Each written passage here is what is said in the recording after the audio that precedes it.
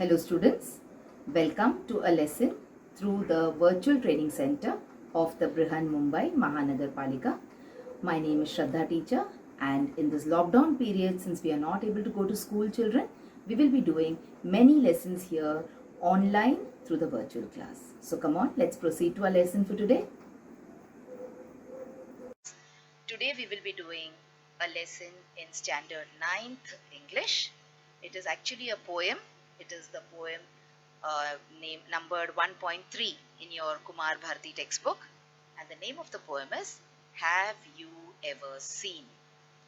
Now children, we have been learning many grammar points, many vocabulary study parts also in this part of the sessions that we have been doing. Now we have learned about a kind of a question called as the rhetorical question. If you remember, we saw what are rhetorical questions. Rhetorical questions are those questions which are asked when the person who's asking the questions has got no intentions of receiving an answer. So that is the meaning of a rhetorical question. So the very name of this poem, Have You Ever Seen, is a kind of a rhetorical question. Okay, so now let us start by reading the poem. Now you can all open your textbooks and you can come to page number 13. You will see the poem on page number 13. So when I read it from here, you can also silently follow me in your textbook. And the poem which I am going to show you now, the way I will read the poem is going to be full of colors and full of pictures. Okay, so you will be able to immediately visualize what I am talking about. So have you ever seen? Have you ever seen a sheet on a riverbed? Okay, this is the first question which has been asked in the poem. And if you look at the poem once, if you give a glance, you will see that this poem is full of questions. Okay, all the lines in this poem are in the form of questions. So have you ever seen a sheet on a riverbed? So this is a river, children. We have all seen a river. Now what is a riverbed? A riverbed is the bottom of the river. Now sometimes we get to see the bottom of the river or the bed of the river when the river dries up. When the water in the river dries up during the summer season, we get to see the bed of the river. So have you ever seen a sheet on a riverbed? So here the riverbed is being compared to the bed that which we people sleep on. Okay, now when we use a bed to sleep on, we always cover it with a bed sheet. So have you ever seen this kind of a sheet on the riverbed? So does the riverbed ever have this kind of a bed sheet? The obvious answer is no. That is why we are saying that these are all rhetorical questions. So they don't want an answer for this because they know that the answer is no. Okay. Secondly, you can say about this poem that this poem is a kind of a brain teaser also. It uses tricky words, tricky sentences in order to tease your brain, in order to tickle your brain. Okay, look at the next line in the poem now. Or a single hair from a hammer's head. So now what is a hammer? See, this is an hammer. A hammer is used in order to nail something or drive a nail into the wall or some hard surface. So now this is the head of the hammer. The hammer has got two parts. It has got a head and it has got a handle. Now this is the head of the hammer. So have you ever seen the head of the hammer growing hair like we human beings grow hair? So the head of a human being is covered with hair, isn't it? So does the hammer head ever grow hair? Again here the obvious answer is no. Let's move on and let's see the next line in our poem today. Has the foot of a mountain any toes? So now this is a mountain. We have all seen mountains.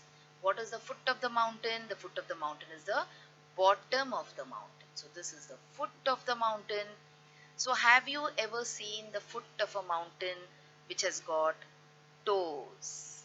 Okay, the fingers on your hands are called as fingers, and the fingers on your toes, on your legs are called as toes. On your foot it is called as toes. So have you ever seen a mountain which has got toes? Look at the next line. Let's go to the next line. And is there a pair of garden hose?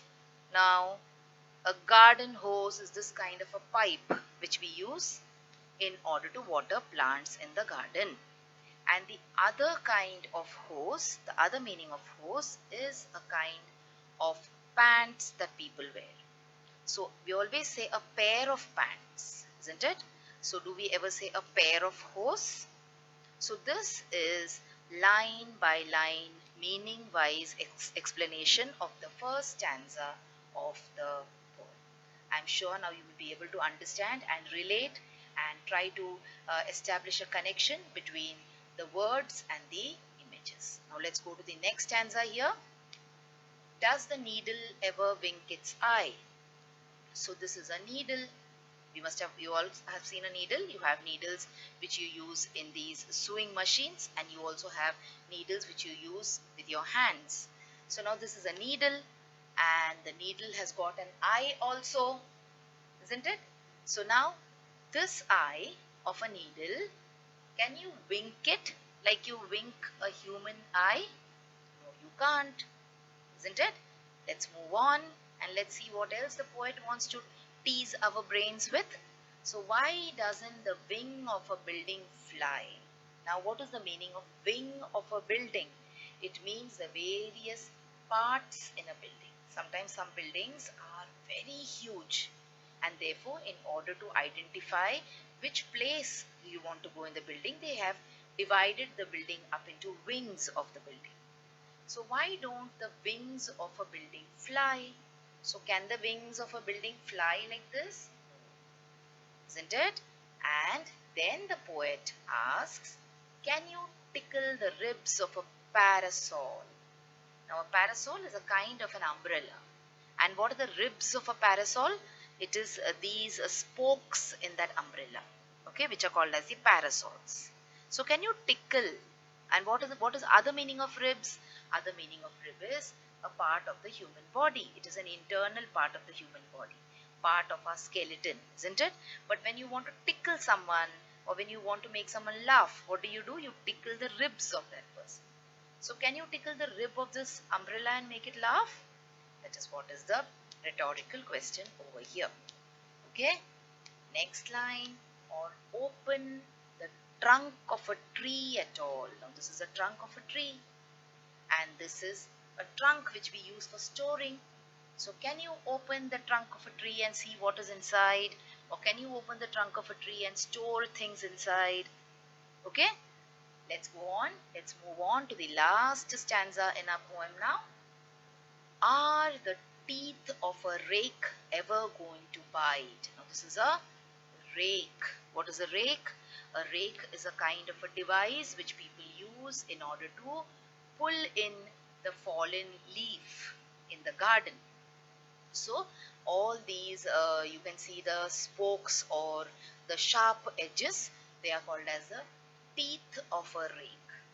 So with human teeth you can bite an apple, you can bite an orange, isn't it?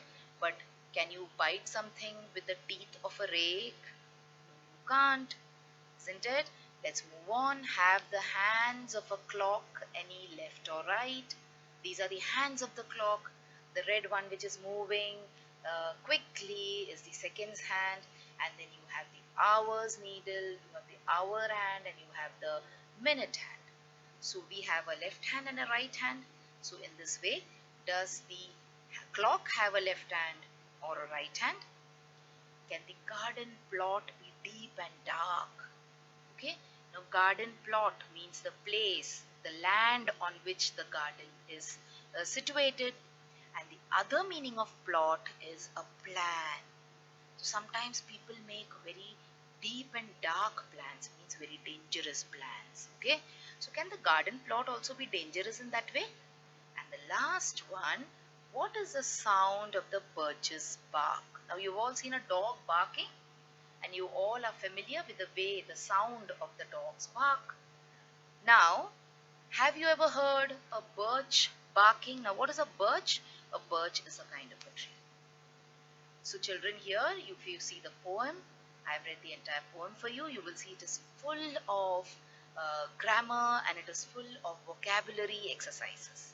Okay, you have the rhetorical question being asked from line 1 up to line 12.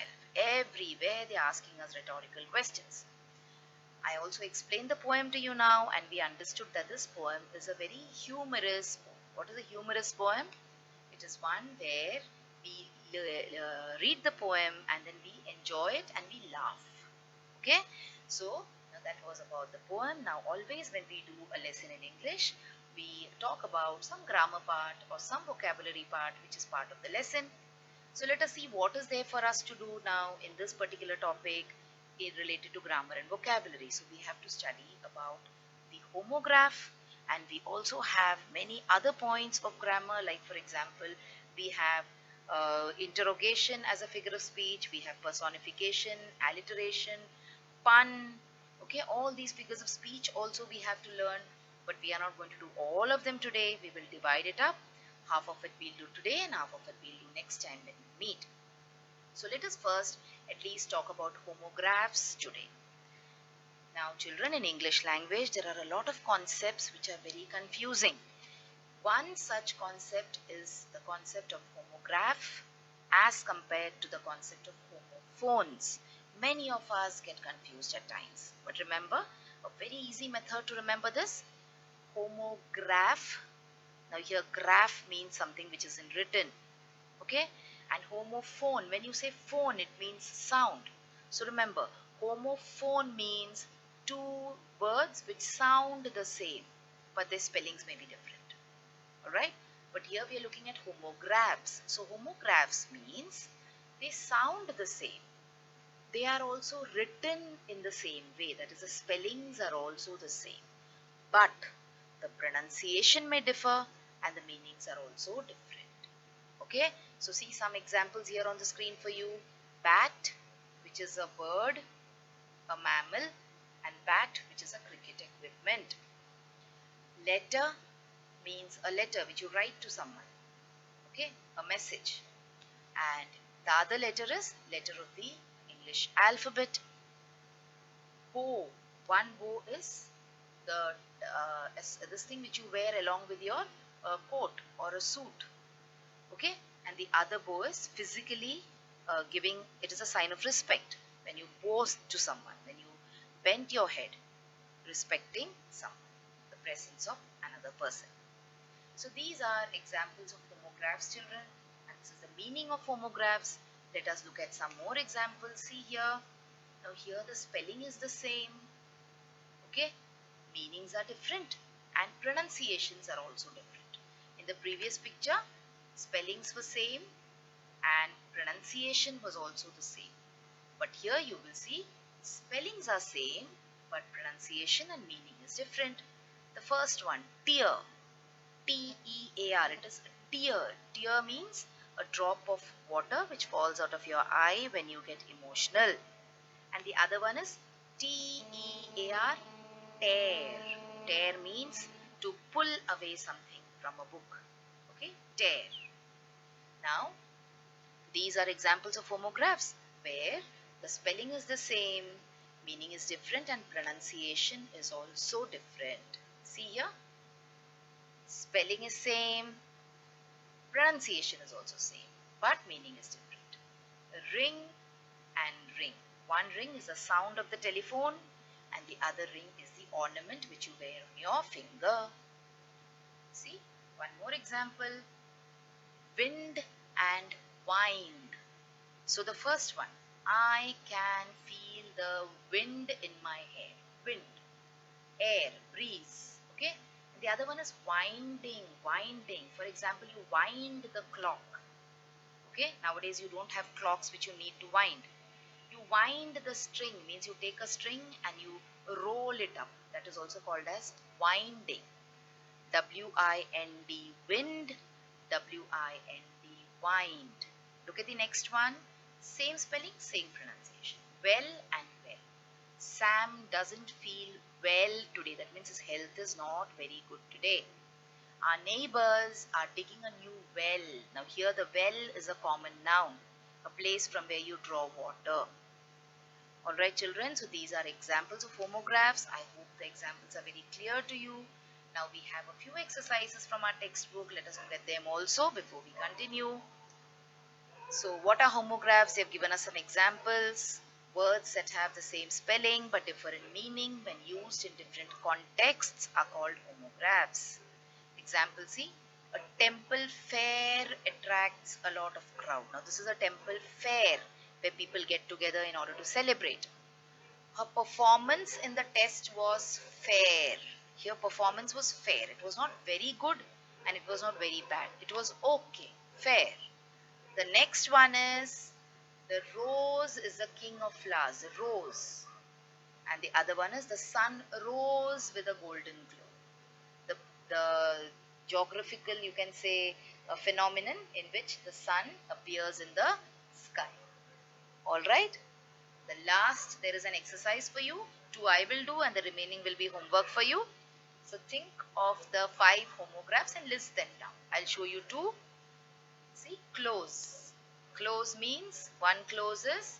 Did you close the door before leaving the house? So it is a verb, closing the door. And the other one, the school is close to my house. So in the first one, it is about closing the door, an action.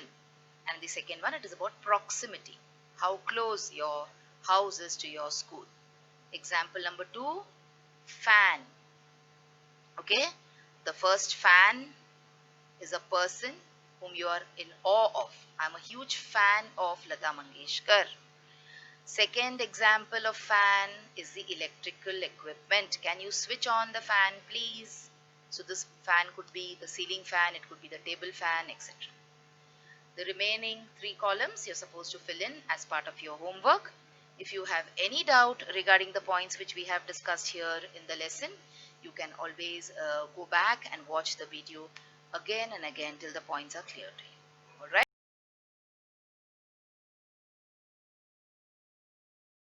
So children, wasn't that a wonderful video? And did you enjoy watching it? So if you want to watch more such videos in future, then please like this video and also subscribe to our channel, the MCGM Portal for Education, and also hit the bell button so that you get notified whenever I upload a new video here. Thank you so much for now. Let's meet again soon.